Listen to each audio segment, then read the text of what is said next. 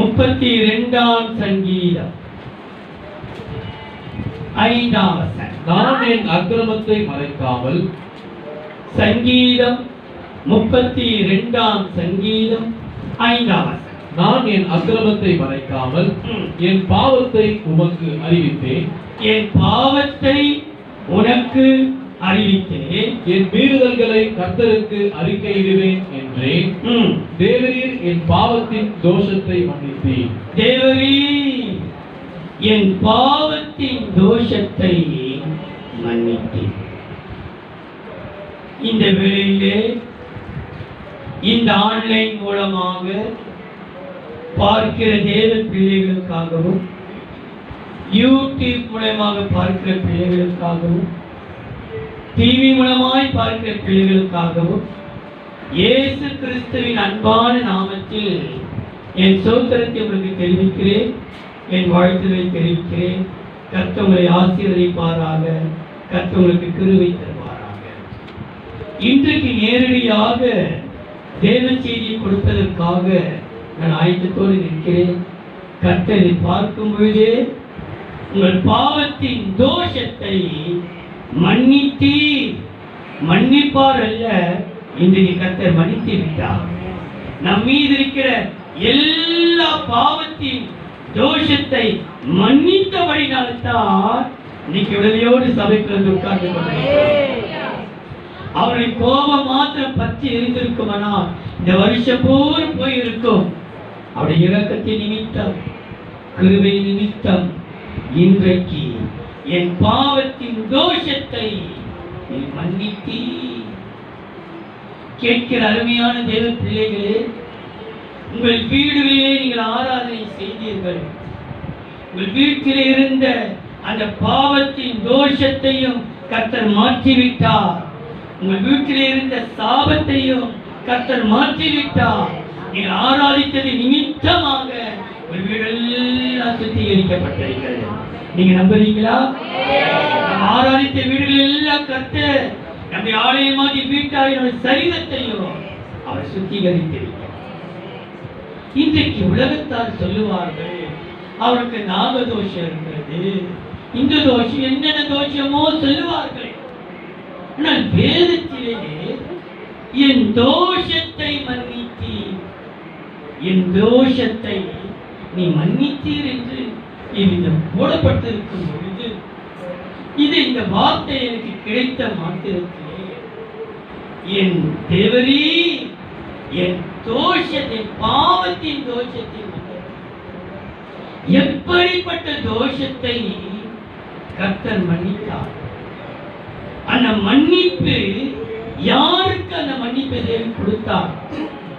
மன்னித்தது நிமித்தமாக அவருக்கு கிடைத்த நன்மைகள் என்ன என்று நான் வேதத்தை ஆராய்ந்து பார்த்த மாத்திரத்திலே ஒரு 5 காரியத்தை கர்த்தர் எனக்கு காண்பித்தார்.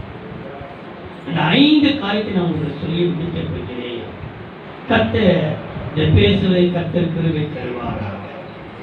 இன்னைக்கு தலைப்பு, தேவரீர் என் தோஷத்தை மன்னித்தீர்.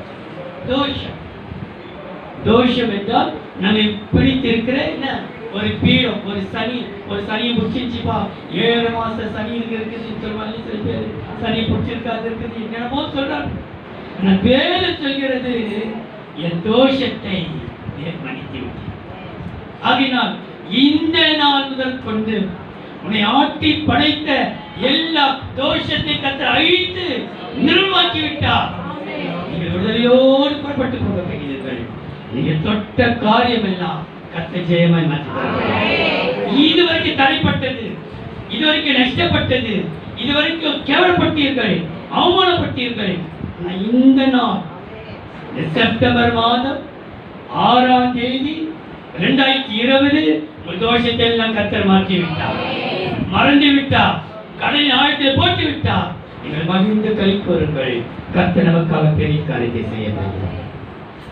முதலாவதாக வேதம் சொல்லுகிறது, யாத்ராகமம் 28ஆம் அதிகாரம் 38ஆம் வசனம். யாத்ராகமம் 28ஆம் அதிகாரம் 38ஆம் வசனம். இஸ்ரவேல் புத்திரர் ஆ. தங்கள் பரிசுத்த காணிக்கைகளாக படைக்கும் பரிசுத்தமானவைகளின் தோஷத்தை பரிசுத்தமானவைகளின் தோஷத்தை ஆரோன் சுமக்கும்படி ஆரோன், ஆசாரியனாகிய ஆரோன் சுமக்க வேண்டும். எந்த தோஷத்தை? பரிசுத்தமானவைகளின் தோஷம். அப்ப பரிசுத்தத்துக்கு விரோதமான அசுத்தமான ஒரு தோஷம் நம்மை ஆட்டி படைக்கிறது. நம்ம நினைக்கிறோம் பரிசுத்தமாய் வாழ வேண்டும், பரிசுத்தமாய் வாழ வேண்டும். நம்முடைய பிரதான ஆசாரியனுக்கு முன்பாக நாம் பரிசுத்தமாய் வாழ வேண்டும் என்று நாம் விரும்புகிறோம். ஆனா பரிசுத்தத்துக்கு எதிராக ஒரு தோஷம் செயல்படுகிறது. பரிசுத்தமானவைகளின் தோஷத்தை சுமக்கும்படி அது ஆரோனுடைய நெற்றியின் மேல் இருப்பதாக. நெற்றி எப்பொழுது தேவனுக்கு முன்பாக நம்முடைய வாழ்க்கையிலே பரிசுத்தமாய் வாழ்வதற்கு இந்த பரிசுத்தத்தை குலைக்கிற தோஷத்தை இன்னைக்கு நம்முடைய பிரதான ஆசாரியர் மூலமாக கர்த்தர் கொடுத்திருக்கிறார். இந்த பரிசுத்தமானவனின் தோஷத்தை எதையால் நம்ம மேற்கொள்ள முடியும் என்று வேதம் சொல்கிறது பாருங்கள். யோபின் புஸ்தகம் 31ஆம் அதிகாரம் 9, 10, 11. என் மனம் யாதொரு ஸ்திரீயின் மேல் கவனிங்கள் வாசிமா.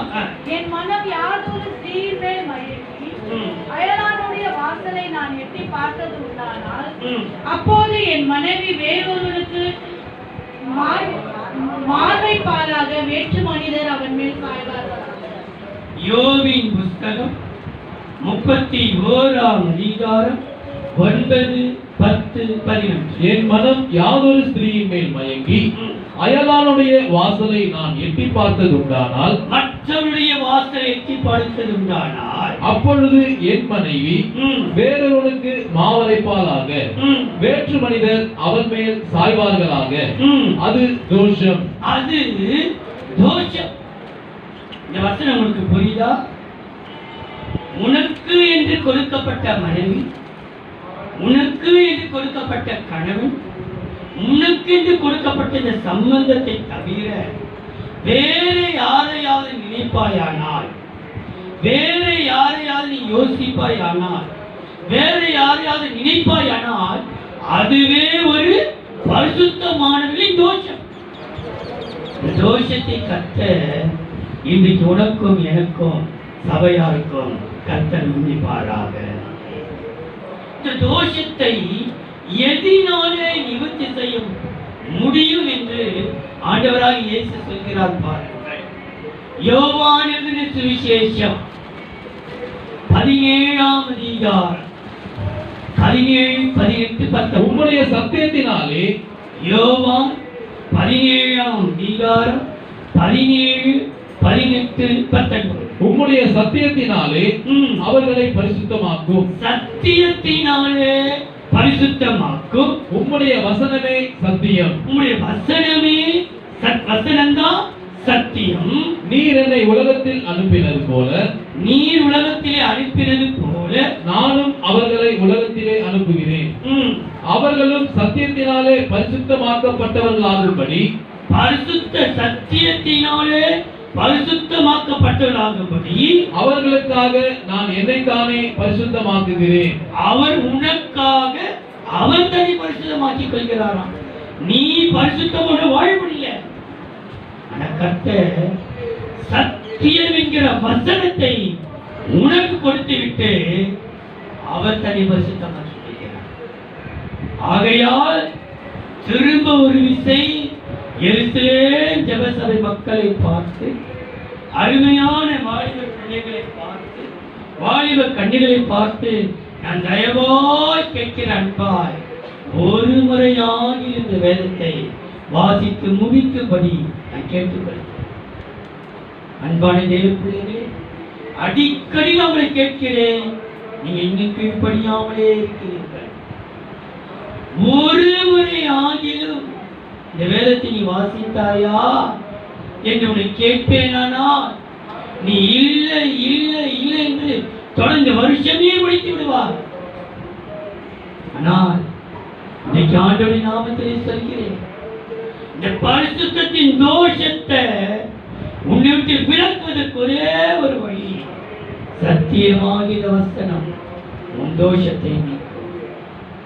உன் சிந்தையை குடிக்கொண்டிருக்கிற அந்த கரையை நீக்குவதற்கு இந்த சத்திய வசனம் போதும். உன் எண்ணத்தை மாற்றுவதற்கு இந்த சத்திய வசனம் போதும். பிளஸ் டூல நல்ல மார்க்ல பாஸ் பண்ணியிருக்கிறீர்களே, கல்லூரியில நல்ல மார்க்ல பாஸ் பண்ணியிருக்கிறீர்களே, எவ்வளோ புக்க படிச்சு முடிச்சிருக்கிறீங்களே, இந்த வருஷம் இன்னும் 3 மாசம் இருக்குதுப்பா, வேதத்தை வாசிப்பீர்களா? முடியுமா உங்களால? முடியுமாமா? இத்தனைக்கு தம்பி கமல் வந்து அட்டவணை போல போட்டு கொடுத்தது ஒரு வருஷம் நான் மறந்தே போயிட்டு சொல்லுவேன். ஐநாலும் இதெல்லாம் பாதி வந்திருப்பார்கள். ஈஸியா லகுவாய் சொல்லப்பட்டிருக்கிறது. ஆனா இன்னும் யாருக்கு எடுக்கிறார்? பேகல பயந்து ஆபீஸ் போகும்போது பயம். ஆபீசர் மேனேஜர்லாம் பார்த்தா இவ்வளவு பல பரிசுத்த புள்ளியாக இல்லை. அந்த பேக்ல பைபிள் இருக்கும், பாட்டு இருக்கும், சொந்தம் இருக்கும், ஜெபம் இருக்கும், எல்லாம் இருக்கும். ஆனா என்ன இருக்காது, படிக்கலாம் முடியாது. என்னன்னா போன மாத்திரம் கையில் இருக்கு. ஏமா நீ தோற்ற நான் பார்த்தேன், இந்த ஒரு பையன் சைக்கிள் அவ்வளோ ஸ்பீடா, ஒரு கையில ஸ்பீடா படிச்சு வராமா, ஒரு கையில போன நோடிங்க. அவ்வளோ என்ன இதுக்கு அவ்வளோ பைக்கு, இதனால எங்க போய் சேர, வீடு போய் சேருமா, எங்க போய் சேரும்? வேதனை தான் இதெல்லாம் பார்க்க வேதனை. ஒரு இவன் போய் சேர்த்தப்பா நம்மள மாட்டி விட்டு போயிடுவான், நம்ம எழுதிட்டு போயிடுவான். ஒரு கையில போன வச்சு பார்க்கலாம், ஒரு சிக்னல் ஆச்சு, ஒரு நிமிஷத்தை என்ன தெரியும் பார்த்துட்டு சொல்லி பார்க்கலாம். அதே பிள்ளையே, இந்த பாவத்தின் தோஷத்தை மன்னிப்பதற்கு உனக்கு வேண்டியது சத்திய வசனம். வேதத்தை நேசிப்பாயானால், சத்தியத்தை நேசிப்பாயானால் கர்த்தர் உனக்கு கிருபை தருவார்.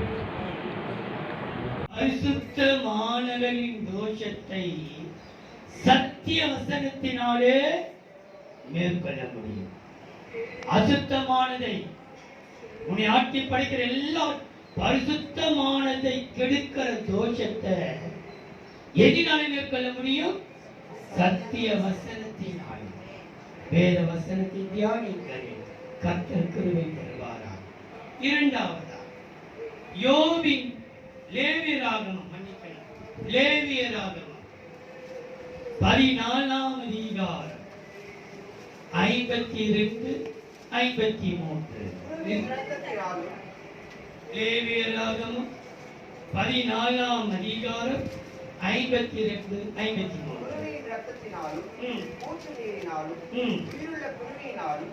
கேது கட்டையினாலும் ஈசோப்பினாலும் சிவப்பு நூலினாலும் வீட்டிற்கு தோஷம் கழித்து, வீட்டிற்கு தோஷம் கழித்து, வீட்டின் தோஷம் வாசிப்பா. குருவின் ரத்தத்தினாலும், குருவின் ரத்தம், கவனித்தீர்களா? குருவின் ரத்தத்தினாலே வீட்டின் தோஷத்தை கழிக்கும். வீட்டுக்குள்ளே எப்ப பார்த்தாலும் டென்ஷன், வீட்டில் எப்ப பார்த்தாலும் சண்டை, வீட்டில் எப்ப பார்த்தாலும் கஷ்டம், வீட்டுக்குள் நோய் என்பது எரிச்சல்மா. வெளியெல்லாம் சுத்துறாங்க, வீட்டு வாசல் நோய் சொன்னி எங்க இருந்தா எரிச்சல் வந்து ஒரே டென்ஷன்.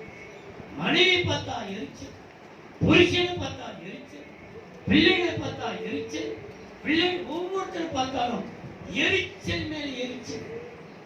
இந்த வீட்டின் தோஷத்தை குருவின் ரத்தம் என்று போடப்பட்டிருக்கிறது. குருவியை குறித்து வேதம் சொல்கிறது. நீங்கள் வாசித்து பாருங்கள். எரேமியாவின் புஸ்தகம் 5ஆம் அதிகாரம் 27 31 வரை. குருவிகளால் கூட்டு நிறைந்திருக்கிறது போல், கவனியுங்கள். எரேமியா 5ஆம் அதிகாரம் 27 31 முடிய. குருவிகளால் கூண்டு நிறைந்திருக்கிறது போல் அவர்கள் வீடுகள் கபடங்களால் நிறைந்திருக்கிறது. என் வீடு எதில் நிறைந்திருக்கிறது? கபடங்களால் நிறைந்திருக்கிறது. ஆதலால் அவர்கள் பெருகி ஐஸ்வர்யவான்களாகிறார்கள். கபடம் நிறைந்த அநியாயம் அக்கிரமம் நிறைஞ்சி நம்ம சொல்றோம் இல்லையா, ஏப்பா இவ்வளோ நல்லா இருக்கிறாங்க பாஸ்டர், இவ்வளோ அநியாயம் செய்யணும், இவ்வளவு அக்கிரமம் செய்யணும், ரொம்ப நல்லா இருக்கிறாங்களே, நல்லா தான் இருப்பாங்க. பைபிள் எப்படிதானே சொல்லுது? பைபிள் சொல்லுதம்மா, கபடங்களால் நிறைந்திருக்கிறதுனால எப்படி இருக்காங்க? அவங்க வீடு ஐஸ்வர்யத்தினாலே பெருகி இருக்கிறார்கள். கொழுத்து கொழுத்து ஐயோப்பா என்ன கொழுப்பு! பலரோட சொன்னேன், கொழுப்பெல்லாம் கண்ணை மறைச்சிடும், இருந்தை மறைச்சிடும். கொழுத்து சலுக்கு பண்ணுகிறார்கள். என்ன பண்றாங்க? சலுக்கு என்ன திமுறா பேசுறது, ரொம்ப கேலிக்கு. பாவம், சர்ச்சைக்கு போதுங்க கடலாச்சி, சர்ச்சைக்கு போதுங்க நோயாளி. பாவம், இந்த பொண்ணு பைபிள் தூக்கி சுத்துறா, பூச்ச குடிக்கார, என் பூச்ச மாதிரி எப்படி இருக்கிறாப்பா, என் பொண்ணு இருக்கிறா. சில பேர் நம்மளை பார்த்து பண்றாங்க. என்ன செய்ய முடியும்? என்ன செய்ய முடியும்? அவங்க வீட்டுல குருவி நிறைந்திருக்கிறது போல கபடம் கபடம் கபடம், வைராக்கியம், கசப்பு, கோல்மால், பல காரியங்கள் அவங்க சலுக்கு பண்ணுகிறார்கள். துன்மார்க்கனுடைய செயல்களை கண்டிக்காமல் விடுகிறார்கள். துன்மார்க்கருடைய காரியத்தை தண்டியாமல் விடுகிறார்கள். திக்கற்றவருடைய வழக்கை விசாரியாமல் தாங்கள் மாத்திரம் வாழ்கிறார்கள். எளியவர்களின் நியாயத்தை தீர்க்க மாட்டார்கள். இவைகளை விசாரியாதிருப்பேனோ இப்படிப்பட்ட ஜாதிக்கு என் ஆத்துமா நீதியை சரி கட்டாதிருக்குமோ என்று கர்த்தர் சொல்லுகிறார். செய்வாரா செய்ய மாட்டாரா? நிச்சயம் செய்வாரா, நியாயம் செய்வார். ஆனா இன்றைக்கு நம்மை ஆராய்ந்து பார்ப்போம். ஆண்டவரே, என் வீட்டின் தோஷத்தை 6 மாதம் நம்ம வீட்டுல ஜெபம் பண்ணோம், ஆராதனை பண்ணோம், பாட்டு பண்ணோம். ஞாயிற்றுக்கிழமான ஆராதனை தான் வீடு வீடு. வீட்டின் தோஷத்தை கத்த மன்னித்து விட்டார். ஆனா வீட்டுக்குள்ள இருக்கிற எல்லா கபடம் இன்றையோடு போய்விட்டது. இனி வீட்டுக்குள்ள கபடம் சேர்த்துக் கொள்ளாதே, கபடம் சேர்த்துக் கொள்ளாதே. ஒரு வசனம் உண்டு, சங்கீதக்காரன் சொல்றான், என் வீட்டிற்கு முன்பாக எனக்கு கபடு. 101 சங்கீதம் 7ஆம் வசனம் பாருங்கப்பா. 7ஆம் வசனம், கபடு செய்கிறவன் வீட்டுக்குள் இருப்பதில்லை. என் வீட்டுக்குள்ளே 101 சங்கீதம் 7ஆம் வசனம், கபடு செய்கிறவன் என் வீட்டுக்குள்ளே இல்லை. பொய் சொல்லுகிறவன் கண்முன் நிலைப்பதில்லை. கண்களுக்கு கூட இந்த பொய்யும் பாத்தியா, அவனை பார்த்தேன், இங்க பார்த்தேன், அங்க பார்த்தேன், அந்த பொய்யும் பித்தலாட்டமும் என் வீட்டுக்குள்ள இருப்பது. கபடு செய்கிறவன் என் கண்முன்பா கூட சங்கீதக்காரன் அழகவே பிள்ளையே, வீட்டின் தோஷத்தை எதினால் நிவர்த்தி செய்ய முடியும் என்றால் கபரற்ற உத்தம இஸ்ரவேல் என்று சொல்லப்படும். கபரற்ற உத்தம இஸ்ரவேல். அதனால் கபடில்லாத மக்களாலே வீட்டின் தோஷம் நீங்கும். குருவிக்கு கர்த்தர் சந்தர்ப்பத்தை நிறைய கொடுக்கிறார். ஆனா இந்த குருவி குறித்து சொல்லப்பட்ட பாரு ஒரு நல்ல காரியம். 102ஆம் சங்கீதம் 7ஆம் வசனம். 102ஆம் சங்கீதம் 7ஆம் வசனம். நான் நித்திரை இல்லாமல் வீட்டின் மேல் தனித்திருக்கும் குருவியை போல் இருக்கிறேன். தனித்திருக்கும் குருவி போல். என் வீட்டுக்குள்ள நான் இருக்கிறேன், தனித்திருக்கிறேன், தனிமையா இருக்கிறேன். உன்னை பார்த்து பரதா பாவம் கோயிலோ வீட்டிலே பூந்து இருக்க வச்சிருக்கிறாள், வீடே கிழிச்சு இருக்கிறாங்களே. நீ கோயில் அல்ல, கர்த்தரை பார்வையே நீ விலையேற பெற்றவள், விலையேற பெற்றவள். நண்பனை விட்டு விலகியிரு, உறவை விட்டு விலகியிரு, வேண்டாத கட்சி விலகி தனித்திருக்கும் குருவி போல உனக்கு தனிங்க. உனக்கு 1000 சொந்தம் இருக்குதுப்பா, 1000 பந்தங்கள் இருக்கிறது, நிறைய ஃப்ரெண்ட்ஸ். உனக்கு சொல்ல முடியாத ஃப்ரெண்ட்ஸ் கிட்ட சொன்னா போதும் எல்லாம் நினைடுவாங்க. ஆனா ஒரு நாள் வரும், உன் கஷ்ட நிலைமை, உன் பர்ஸ் காலியா இருக்குது, மைனர் ஜாலி மணி பர்ஸ் காலிட்டு ஒரு மாதம் வரைக்கும் பர்ஸ உன் நண்பருக்கு நீ காட்டிப்பார். ஒன்னும் இல்லை, ரீசார்ஜ் பண்ண இல்லடா. என்ன சொல்றாங்க, மாமா வச்சா கலை என்னென்னமோ என்னென்ன கூப்பிடுவாங்க, என்ன தலா என்னென்ன கூப்பிடுறாங்க. எப்படி அந்த ஃப்ரெண்ட்ஸுங்க கிட்ட நீ சும்மா சோதித்துப்பா. ஒரு மாசம் வரைக்கும் ஒரு 1000 ரூபாய்க்கு கொடுப்பான், 2வது ஒரு 1000 கொடுப்பான், 3வது என்னடா மாமா இல்லடா மாமா எனக்கு இல்லடா மாமா என்னடா அத்தோட பக்கம் திரும்பிய பார்க்க மாட்டேன். உன் வீட்டின் தோஷை நீங்க தனித்திரு. ஏன் தெரியுமா, தனித்திருக்கிறவனுக்கு ஒரு காரியத்தை கர்த்தர் செய்கிறார். தனி குருவி கூட்டில் இருக்குது, அதை பார்த்தாலே செய்கிறார்.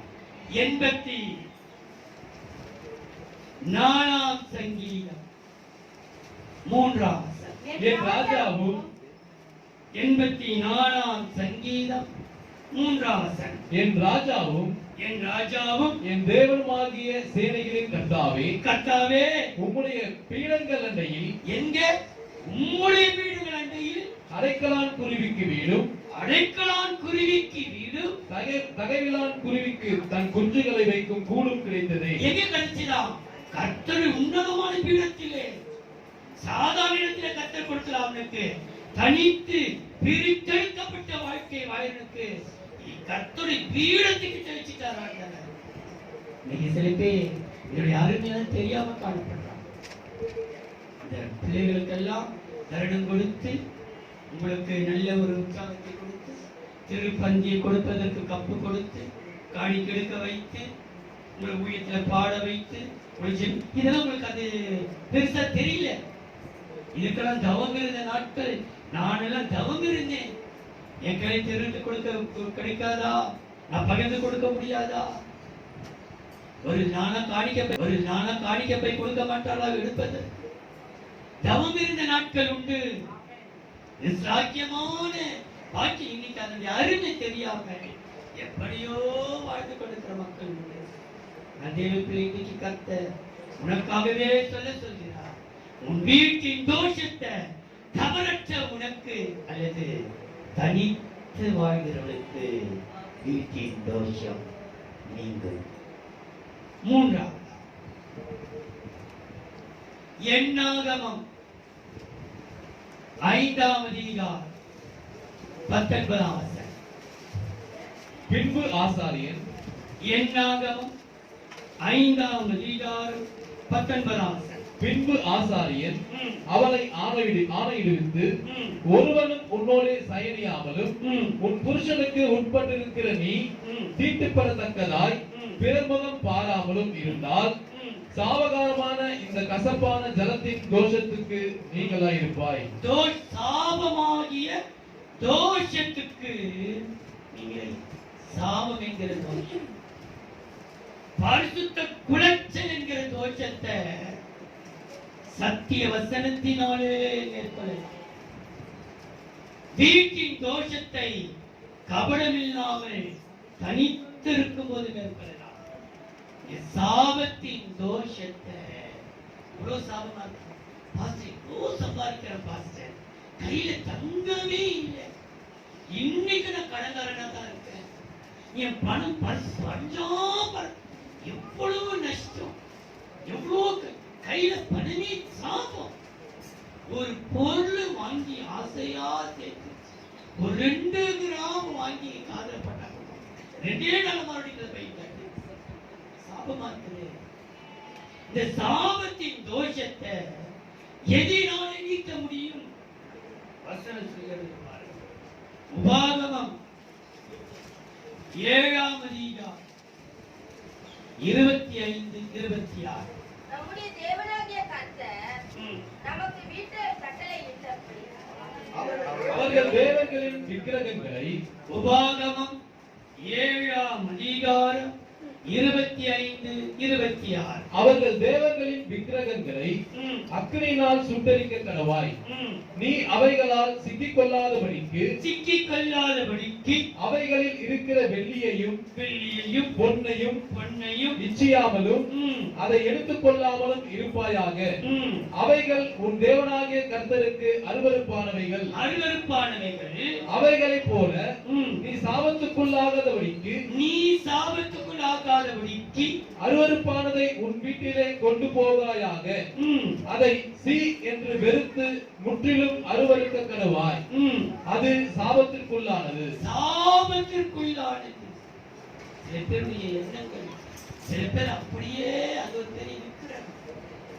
சில பேர் அப்படியே நினைச்சு நினைச்சு நினைச்சு நினைச்சு விரும்புவாங்க. அவங்க நினைப்பாவே இருப்பாங்க. சில பேரை பார்த்திருக்கீங்களா? பொழுது வச்சா அவங்க பேச்சு மூச்சு எண்ணம் எல்லாமே அவங்க நினைவுதான். அவங்க நினைவாவே ஒரு பெரிய விக்கு. அதை நீ விலக்கிடு. உனக்கு செய்ய வேண்டியது கர்த்தர் செய்வார். உனக்கு கொடுக்க வேண்டியது கர்த்தர் கொடுப்பார். ஆனால் இந்த விக்கிரகம் என்கிற சாபத்தை உயிரின் தெரிஞ்சு இந்த சாபத்தை எதினாலே இந்த சாபமான தோஷத்தை எதினால நீக்க முடியும் என்றால் அது சொல்லப்பட்டிருக்கிற வசனங்கள் ஆரம்பிச்சது நியாயப்பிரமாணத்தினால். நீங்கள் வாசியுங்க. கலாத்தியர் 3ஆம் அதிகாரம் 13ஆம் வசனம். வானத்திலே தூக்கப்பட்ட எவனோ மரத்திலே தூக்கப்பட்ட எவனும் கலாத்தியர் 3ஆம் அதிகாரம் 13ஆம் வசனம். மரத்திலே தூக்கப்பட்ட எவனும் ம், சபிக்கப்பட்டவன் என்று எழுதியிருக்கிறபடி ம். கிறிஸ்து நமக்காக சாபமாகி கிறிஸ்து நமக்காக சாபமாகி நியாயப்பிரமாணத்தின் சாபத்திற்கு நம்மை நீங்களாக்கி மீட்டுக் கொண்டார். நியாயப்பிரமாணம் நமக்கு கர்த்தர் பிரமாணத்தை கொடுத்திருக்கிறார். இரவும் பகலும் இந்த பிரமாணத்திலே உறுதியாக நியாயப்பிரமாணம் சட்டதிட்டங்கள் இதை செய்யாத இதை பண்ணாதே கொண்டு நியாய பிரமாணங்களை கர்த்தர் இந்த நியாய பிரமாணத்திலே கர்த்தர் சாபத்தின் தோஷத்தை மாற்றுவார். பரிசுத்த தோஷத்தை சத்திய வசனத்தினாலும் வீட்டின் தோஷத்தை கவரற்ற தனித்திருப்பதினாலும் சாபத்தின் தோஷத்தை நியாய பிரமாணத்தினாலும் மேற்கொள்ளும். நியாய பிரமாணம்னா அது ஒரு பெரிய ஏதோ நினைச்சிடாதீங்க. இந்த நியாய பிரமாணம் எங்க தெரியுமா இருக்குது? உள்ளத்துல இருக்கு. வாசித்து பார். எபிரேயர் 8ஆம் அதிகாரம் 10ஆம் வசனம். அந்த நாட்களுக்கு பின்பு எபிரேயர் 8:10. அந்த நாட்களுக்கு பின்பு ம், நான் இஸ்ரவேல் குடும்பத்தாரோடே பண்ணும் ம், குடும்பத்தாரோடே ம், பண்ணும் உடன்படிக்கையாவது ம், என்னுடைய பிரமாணங்களை ம். அவருடைய மனதிலே வைத்து மனதிலே வைத்து அவர்களுடைய இருதயங்களில் அவருடைய இருதயங்களில் அவர்களை எழுதுவேன். எழுதுவேன். நான் அவர்கள் தேவனாயிருப்பேன், தேவனாயிருப்பேன். அவர்கள் என் ஜனமாயிருப்பார்கள். பிரமாணத்தை எங்க வச்சிருக்கிறாரா? இருதயத்திலேயும் மனதிலே நம்ம சிந்தையில. இப்போ நீ நம்மளை பார்த்து கேட்பார்கள், பாத்தியா சீரியல் பார்க்கலாமா? எனக்கு தெரியாதுமா. உன் பிரமாணம் ஆளுடைய பிரமாணம் எங்க இருக்குது? உன் இருதயத்துல. பாத்தியா மேட்ச் ஆடலாமா? அது பிரமாணம் உன் இருதயத்துல. பாத்தியா நான் போய் இது செய்யல, சினிமாட்டில் போய் பார்க்கலாமா? அது உங்களுக்கு பிரமாணம். நான் சொல்லுவேன், என் பைபிள் எழுதிருக்கிறத நீ கேட்கவே கேட்காத. குருட்டு கேள்வி எழுதி கேட்காத. பாசையா சினிமாக்கு போகக்கூடாது, பைபிள் எழுதிருக்க காட்டுங்க பார்க்கலாமா? என்னால காட்ட முடியாது. இருதயமாக பழைய செய்தி வைத்திருக்கிறார். உன் பிரமாணத்தை எங்க எழுதி வச்சிருக்கிறாரு? நீ மேட்ச் ஆடக்கூடாது, சீரியல் பார்க்க கூடாது, சினிமா டென்ட் போக கூடாது, உன் கையில நீ பாட்டில் எடுக்க கூடாது, உன் கையில நீ சிகரெட் எடுக்க கூடாது, உன் கையில வேண்டாத காரியம் எடுக்க கூடாது. எங்க எழுதிருக்கிற? பைபிள் எழுதியதை பார்க்கிறோம். உன் இருதயமாய் பழைய இறைச்சி தொட்டு உன் மனசாட்சி தொட்டுக்கு ஆண்டவரே இதை செய்வது நல்லதா? ஆண்டவருடைய ஆலயத்தை விட உனக்கு இது பெரிதா? ஆண்டவருடைய சமூகத்தை விட உனக்கு மேய்ச்சி விசேஷமா? ஆண்டவருடைய சமூகத்தை விட ஒரு சந்தர்ப்பத்திலேயே ஒரு வாலிப பிள்ளை எனக்கு நான் பேர சொல்லி நீங்க கண்டுபிடிச்சிருக்கீங்க. ஒரு ஞாயிற்றுக்கிழமை மேய்ச்சிக்காக ஒரு நாள் ஊட்டி கொடைக்கானல் அங்கு இங்கு வரும்போது தொழில் அடைஞ்சு ஜெயிக்கிறேன். தப்பான தொழில் கொச்சப்படுத்தல. ஆனால் ஒன்றை அறிந்து கொள், நீ தேவனை கனம் பண்ணுவாயனால் கர்த்தரை கனம் பண்ணுவாய். கர்த்தரை நீ கனம் பண்ணுவாய்னா கர்த்தரை கனம் பண்ணுவாய். அந்த போட்ஸ் ஆடி அரசாங்க வேலையெல்லாம் வந்திருக்கிறவங்க நல்லா இருக்கிறாங்க தான். ஆனா அப்படி போட்ஸ்ல ஜெயிச்சு அரசாங்கத்தை ஜெயிச்சு வந்து சென்ட்ரல் கவர்மெண்ட் வேலை கிடைச்சி உங்களுடைய வாழ்க்கையை பார்த்தா ஒண்ணுமில்லாத இது பண்ணலாம். ஒண்ணுமே இல்லாம இருக்கு நம்ம வாழ்க்கை பேசி ஜீரோ. தேவ பிள்ளையே, உனக்கு சென்ட்ரல் கவர்மெண்ட் வேலை இருக்குதோ இல்லையோ, அரசாங்க வேலை இருக்குதோ இல்லையோ, நீ கர்த்தருக்கு பயந்துப்பா, குறைந்த வரமாட்டேன். அதுவில்லாமல் ஆசீர்வதிப்பேன். ஜாதிகளுக்கும் ஜனங்களுக்கும் பெரிய தலைவனை கர்த்தர் மாற்றி விடுவார்.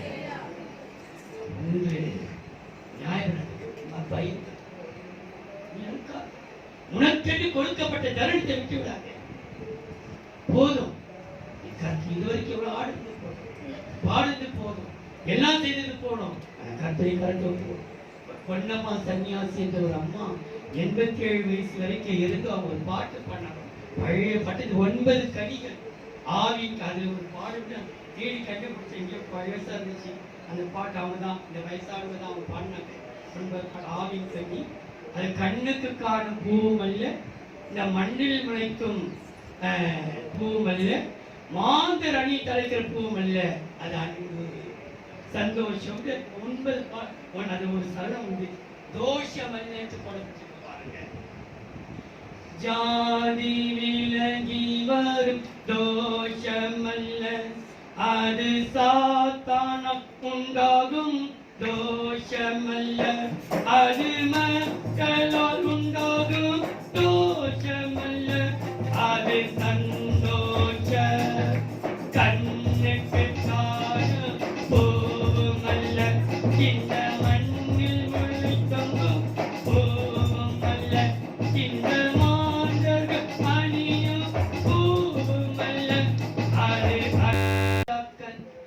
4ஆம் அதிகாரம் 40-41. சாப்பிட அதை ஜனங்களுக்கு வார்த்தார்கள். அவர்கள் அந்த கூழை எடுத்து சாப்பிடுகிற போது அதை சாப்பிடக் கூடாமல், தேவனுடைய மனுஷனே, பானையில் சாவு இருக்கிறது என்று சத்தமிட்டார்கள். பானையிலே சாவு இருக்கிறது என்று சத்தமிட்டார். மரணத்தின் தோஷம். சாப்பிடுற ஆகாரமே இன்னைக்கு என்ன ஃபுட் பாய்சன் ஆகிவிடுகிறது. சில பேர் சொல்றாங்க, பாஸ்டர் எனக்கு ஃபுட் பாய்சன், அது எனக்கு கொஞ்ச நாள் தெரியல. ஃபுட் பாய்சன் எனக்கு ஒண்ணுமே புரியல. அப்புறம் பார்த்தா ஃபுட் என்னன்னா ஆகாரம், பாய்சன் அது நமக்கு விஷமா மாறிடுச்சு. நம்ம சாப்பிடுற ஆகாரமே விஷமா மாறிடுச்சா? அதனால வாந்தி பேதி வாமிட்டு ஒரே இங்க போடப்பட்டிருக்கிறது. சாப்பிடுற ஆகாரத்திலே தேவனுடைய மனுஷனே, பானையிலே சாவின் தோஷம், சாவு இருக்கிறது என்று சத்தமிட்டார்கள். அப்பொழுது அவன் மாவை கொண்டு வர சொல்லி அதை பானையிலே போட்டு ஜனங்கள் சாப்பிடும்படி அவருக்கு வார் என்றான். அப்புறம் பானையிலே தோஷம் இல்லாமல் போயிற்று. அப்புறம் என்ன இல்லாமல் போயிற்று? தோஷம் இல்லாமல் போயிற்று.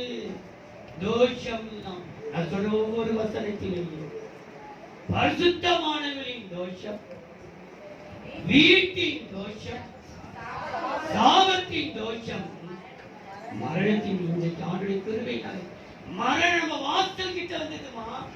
கொரோனா என்கிற வைரஸ் அநேகரை வாரி கொண்டு போனது. நம்மை கர்த்தர் கிருபையாய் பாதுகாத்தார். இந்த மரண தோஷம் நம்மை தொடர்ந்தே விடவே இல்லை. மரணத்தின் நம்ம வாஞ்சி நம்ம சாப்பிட நேரத்துக்கு வந்தது. எத்தனை பேர் எவ்வளவு தைரியமா போனார்கள், வந்தார்கள். அது நம்ம தொடவே பாஸ்டர், கொரோனா பாஸ்டர், அந்த வீட்டுக்கு போயிட்டு வரீங்களே, கொரோனா சாவு. தோஷம் தொட்டதா? தொடரை விடவே மாட்டேன், தொட்டவே இல்லை, இனிமேல் விட மாட்டா. தோஷத்தை போய்க்கிற தேவன் நம்மோடு இருக்கும்போது நம் கலங்க வேண்டிய அவசியம் அங்க போடப்பட்டிருக்கிறது. அது ஒரு தோஷம், பாவத்தின் தோஷம். நீ வாசித்து பாருங்கள் இந்த தோஷத்தை எதினாலே. சங்கீதம் 9ஆம் சங்கீதம் 13ஆம் வசனம். மரண வாசல்களில் இருந்து என்னை தூக்கி விடுகிற கர்த்தாவே, நான் உம்முடைய துதிகளை எல்லாம் சீயோன் குமாரத்தின் வாசல்களில் விவரித்து துதிகள் எல்லாம் மரண வாசலில் இருந்து நான் துதிப்பதினாலே, தேவனை சோத்தரிப்பதினாலே, தேவனை மகிமைப்படுத்துவது மரணத்தின் தோஷத்தை நான் மேற்கொண்டேன். என்னை கொன்றுபட்டாலும் சோத்தராண்டவன், எது அனுமதித்தாலும் சோத்தரப்பா. அவை துதிக்களை மாத்திரம் விட்டு விடாதீர்கள், நன்றாய் சோத்திரம் பண்ணுங்கள். சில பேருக்கு ஆண்டுடைய கிருபையினாலே அநேக ஜெபித்தீர்கள், ரொம்ப சந்தோஷம். நீ அருமை நேராளே ஜெபித்தீர்கள், ரொம்ப சந்தோஷம். உண்மையாகவே ஒரு மனசாட்சியை தொட்டு உங்களை நீங்கள் கேட்பீங்க. ஏன்னா உங்க நியாயபிரமாணம் உங்க மனதில் தான் எழுதப்பட்டிருக்குது. நீங்க கர்த்தரை அதிகமாய் துதித்தீர்களா என்று இந்த காலத்தை யோசித்து பண்ண சொல்லுங்க. சில பேர் பல மணி நேரம் ஆன்லைன்ல இருக்கிறாங்க, பாக்குறாங்க. ஜெபம் வாப்பா, ஜெபத்துல உட்கார 1/2 மணி நேரம் ஜெபம்.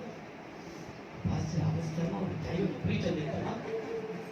அப்பதான் போனே முழங்கால் பண்ணிட்டு அப்பப்போ போன பார்க்குறது, டைமை பார்க்குறது, அப்பப்போ பைபிள் படிக்கிறது, அப்பப்போ டைம் பார்க்குறது. அரவராய்ச்சா யோசிக்கிறேன். அந்த துதி சோத்திர இடத்துல இருக்கார். மனமாறு கர்த்தரை துதியுங்கள். துதிப்பதினாலே மரணத்தின் தோஷத்தை நிகழ்த்த முடியும். ஆண்டு கருவினால்தான் நம்ம எவ்வளவு துதிகளை செலுத்தினாலே எல்லா மரணத்துக்கும் கர்த்தரை மேற்கொண்டார். பாட முடியாது, ஜெபிக்க முடியாது. சபையில பாடுவார்கள், சபையில ஜெபிப்பார்கள். தனிப்பட்ட வீட்டிலே ஒரு 1/2 மணி நேரம் முழங்காலில் செல்வதற்கு படியிட முடியாது. முழங்கால் இருக்கவே அப்படி சிந்தை எங்கெங்கேயோ ஓடும். அதை துதித்துப்பா. துதிகளினாலே நீ மரணத்தை தோஷம். ஒரு வசனத்தை வெளிப்படுத்தலாம். வெளிப்படுத்த 1ஆம் அதிகாரம் 17-18. வெளிப்படுத்தல் 1ஆம் அதிகாரம் 17-18. கண்ட பொழுது பாதத்திலே விழுந்து துதித்து பணிந்தேன், பாதத்திலே விழுந்தேன். அப்பொழுது அவர் தம்முடைய வலது கரத்தை என் மேல் வைத்து என்னை நோக்கி பயப்படாதே, நான் முந்தினவரும் பிந்தினவரும் உயிருள்ளவராய் இருக்கிறேன். மரித்தேன், ஆனாலும் இதோ சதா காலங்களிலேயும் உயிரோடு இருக்கிறேன். மரணத்தை ஜெயித்தவர் நம்மோடு இருக்கிறபடினாலே கொரோனா என்கிற வைரஸை நாம் ஜெயிக்க வைத்தார் கர்த்தர். நமக்கு ஒருவரையும் கைவிடவில்லை, ஒருவர் மரணத்துக்கு நாள் போகவில்லை கர்த்தர். மரணத்தின் தோஷத்தை நம்மை துதியினாலும் தேவனை பணிவதினாலும் மேற்கொள்ளும். தேவனை துதிப்பதினாலே மரணத்தின் தோஷத்தை மேற்கொள்ளும். கடைசியா ஓசியாவின் புஸ்தகம் 6ஆம் அதிகாரம் 9ஆம் வசனம்.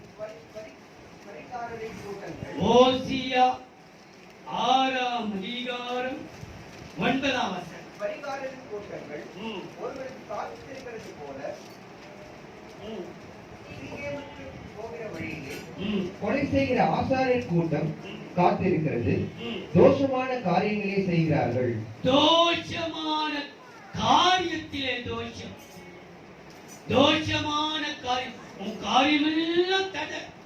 உன் காரியம் ரொம்ப செல்வையும் எல்லாம் முடிச்சு ரொம்ப சந்தோஷமா இருப்போம். டக்குன்னு அப்படியே போயிடும். எல்லாம் கை கூடி வந்தது போல இருக்கும், டக்குன்னு உடஞ்சிடும். இப்படி எது இது வரைக்கும் இருந்தது. ஆனா இவனுக்கு அதுமா, இவனுக்கு அது போட்டு பார்த்து சொல்றேன். நீ கேட்கிற நேரத்திலேயே உன் காரியத்தின் தோஷத்தை கர்த்தர் இன்றைக்கு முறியடிக்க போகிறார். நீ எடுத்த காரியத்திலே வெற்றி எடுக்க போகிறார்.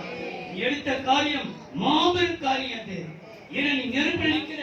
இது சாதிக்குமா, ஜெயிப்போமா, ஜெயித்து மேற்கொள்ள முடியுமா, வாழ்ந்து காட்ட முடியுமா, சத்துக்கள் தும்பாக எனக்கு பந்தி இருக்குமா? நிச்சயம் உன் சத்துருவுக்கு ஒரு பந்தி ஆயிடுச்சு. உன் சத்துருக்களுக்கு முன்பாக உனக்கு ஒரு பந்தி ஆயத்தம் சொல்லப்பட்டிருக்க. உன் சத்துருக்கு உட்கார்ந்து தூங்குவானா? நீ உட்கார்ந்து சாப்பிட்டு சத்தர் வெளியே பார்ப்போம். ஐயோ என்ன சாப்பிடணும் செப்ப நீங்க பார்த்துருக்கீங்களா? பாஸ்டர்களை உள்ள உட்கார வைப்பாங்க. சில பேர் பார்த்துருக்காங்க ஐயா நீங்க அங்கே உள்ள உட்காரட்டும். சில பேர் இருக்கும் பாஸ்டர் ஸ்பெஷலா கொடுக்குறாங்க கறி, நமக்கு வெறிஞ்சி கறி வச்சுட்டு இருக்காங்க. அது விதம் பாஸ்டர் தண்ணி இருக்கா தண்ணி விட்டாது அப்படின்னா தண்ணி தண்ணி சும்மா தண்ணி போய் பாரு. ஆனா ஒன்று உன் சத்துருக்களுக்கு முன்பாக உனக்கு ஒரு பந்தி ஆயத்தமா நீ சாப்பிட்டு இருப்ப அவன் வீட்டை பார்த்து குமரி இருப்பான். உன்னை விரோதம் பண்ண பத்தியா உன்னை அழிப்பேன் கொடியில உன்னை என்ன பண்றப்பா நீ எப்படி மேல வந்துருவா சவால் விட்டாரு அவனுக்கு முன்பாக நீ உட்கார்ந்து ஆகலாம் சாப்பிட்டு இருப்ப. அப்படின்னாலே போடப்பட்டிருந்தது காரியத்தின் தோஷம். ஆசாரியர்களாலே சில ஆசாரியர்களால கூட இந்த காரியம் தடப்படும். சில ஊழியர்களாலே சில வேளையில் சில ஜனங்களாலே எடுத்த தடப்படுகிறது. எனக்கு ஒரு வசனம் ஞாபகம் இருக்கான நீங்க படிக்க வேண்டாம். பவுல் வந்து அற்புத அடையாளம் செய்தார். தேசாந்திரிகளாய் திரிந்த மந்திரவாதிகள் யார் தெரியுமா? ஸ்கேவான் என்கிற ஆசாரியருடைய குமாரர்கள் 7 பேர். ஆசாரிய குமாரர்கள் தான் மந்திரவாதிகளா தேசத்துக்கு. ஒரு காலத்து ஆசாரியர்கள், ஒரு சமயத்தில் ஆண்டுடைய பிள்ளைகள், ஆண்டுக்காக வாழ்ந்தவர்கள். இன்னைக்கு மாயம் மந்திரம் குறி சொல்லுதல் இதை இங்க காக்கலாம் அங்க போ இங்க போய்கொண்டே இருக்கு. தேசம் இங்க போ அங்க போ அங்க போ அங்க போ தேடிக்கொண்டே இருந்து கடைசியா அவங்களே மந்திரவாதியாக தேசாந்தரிகளாய் திரிந்த. இப்போ ஆண்டவருடைய பிசாசு கேட்கிறான், பவுலையும் அறிவேன் இயேசுவையும் அறிவேன், நீங்க யாரா? நீங்க நான் தேசத்தை ஆசாருடைய பிள்ளைகளா? தேவ பிள்ளையே, காரியத்தின் தோஷம் உன்னை விட்டு விலக வேண்டும் என்றால் ஒரு காரியத்தை செய்ய வேண்டும். என்ன தெரியுமா? நமக்கு தெரிந்த வசனமே 37ஆம் சங்கீதம் 5ஆம் வசனம். 37ஆம் சங்கீதம் 5ஆம் வசனம். உன் வழியை கர்த்தருக்கு ஒப்புவித்து அவர் மேல் நம்பிக்கையாயிரு. அவரே காரியத்தை நம்புகிறவர்களுக்கு காரியங்கள் வாய்க்கும். நம்பிக்கையோடு கர்த்தர் செய்து முடிப்பார். எனக்கு முன்பாக என்ன புயல் வீசட்டும் இது நடக்காது, இது முடியாது, எல்லாமே துஷ்ட செய்தியா கேள்விப்படுறேன். இந்த துஷ்ட புயலுக்கு பிற்பாடு, கோரமான பிரச்சனைக்கு பிற்பாடு உன் காரியத்தை கர்த்தராக உன் காரியத்தின் தோஷத்தை நம்பிக்கையினாலே. நம்பிக்கை என்று சொல்லும் போது இன்னொரு வசனத்தை வாசிக்கலாம் பாருங்கள். ஆமோஸ் 8ஆம் அதிகாரம் 14ஆம் வசனம். ஆமோஸ் 8. சமாரியாவின் தோஷம். சமாரியா என்றால் நம்பிக்கை வைக்கிற இடம். சமாரியாவை நம்பிக்கை வைத்த மாத்திரத்திலே எலிசா சொல்லுகிறார், அங்கே 2 ராஜாக்கள் 7ஆம் அதிகாரம் 1-2 சமாரியாவிலே நாளைக்கு இந்த நேரத்திலே ஒரு படி மாவு 1 ரூபாய்க்கு விற்கப்படும். சமாரியாவில் விற்கப்படும். ஆனா கைலால் கொடுத்த எலிசாவியுடைய வேலைக்காரன் சொல்றான், வானத்தை திறந்து நடக்குமா? நடக்குமா? எங்க வீட்டிலே வாசித்துக் கொள்ளுங்கள். 2 ராஜாக்கள் 7ஆம் அதிகாரம் 1-2 16-19. கர்த்தருடைய வார்த்தையை கேளுங்கள்.